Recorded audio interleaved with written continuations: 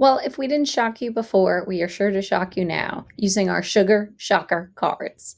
So, looking at what I've got here, we talked about eating fruits and eating the whole fruits. So, eating an orange is about 12 grams of sugar, but that is much better than drinking your orange juice. Even if it's 100% orange juice, you're getting 21 grams of sugar. So, we'd rather you eat your fruit instead of drinking it. But even then, this is a better option than your orange soda or orange smoothie or whatever they're calling it, because this can have 85 grams of sugar. So you've got several different options. Hopefully, you will eat your fruit instead of drinking it. But making sure that you're eating the right fruit as well. So here's some different ones. Just eating some watermelon is 5 grams of sugar.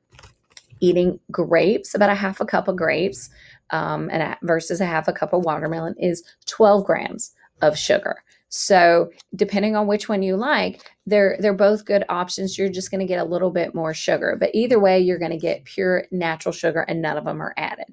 However, if you get the canned peaches that are in light syrup, you're going to get some added sugar. So we went from 5 to 12 to 15 grams of sugar, and this has 10 grams of sugar. So if you're buying the canned, whether it's peaches or whatever, any kind of fruit, make sure that you're getting them in 100% juice instead of the light or the heavy syrup, and that you're draining the can and you're not drinking that liquid.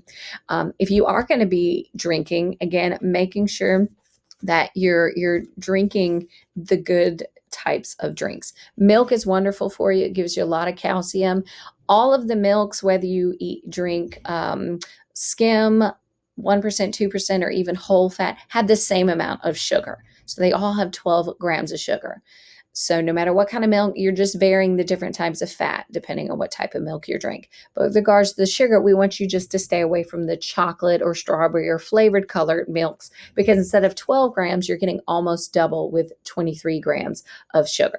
If you're going to eat in the morning, we'd rather you have, a biscuit, which is only 4 grams of sugar, versus the chocolate donut, which is 14 grams of sugar.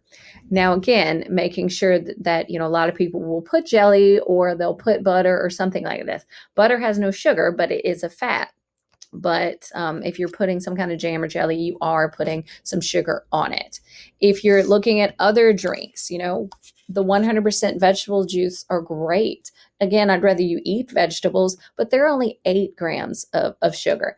And if you're going to make a smoothie, make it yourself, because when you buy some of these, you're getting 60 grams of sugar and over 300 calories for this bottle. Again, that's 100% natural sugars, but still it might be a little too much for your body to take, especially if you are diabetic. Some other healthy snacks you can eat is popcorn. Again, we're just concerned about the salt or the butter that will add fat and sodium to your diet, but this is 0 grams of sugar. So that's a nice snack for you if you're concerned about that. If you're looking at what sandwich to eat, with regards to sugar, your hamburger is actually only 3 grams of sugar, where your peanut butter and jelly is 6 grams of sugar. But this is going to have more calories and a lot more fat and a lot more other stuff added to it. So I'd still rather you eat your peanut butter and jelly sandwich, because it's not that big of a difference with regards to sugar, but it's a big difference with regards to typically size and fat on it.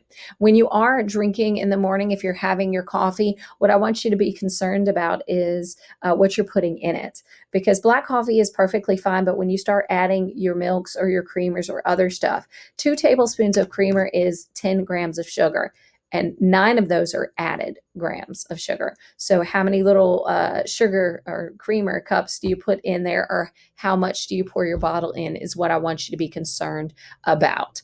But feel free, if you have any questions, if something shocked you, let me know what it was, and let me know what changes you hope to make to decrease the sugar in your diet, so that you aren't shocked by the amount of sugar when you get your blood sugar taken at the doctor. This has been Jennifer Brown, Family Consumer Science Agent with the North Carolina Cooperative Extension Service. Thanks for tuning in.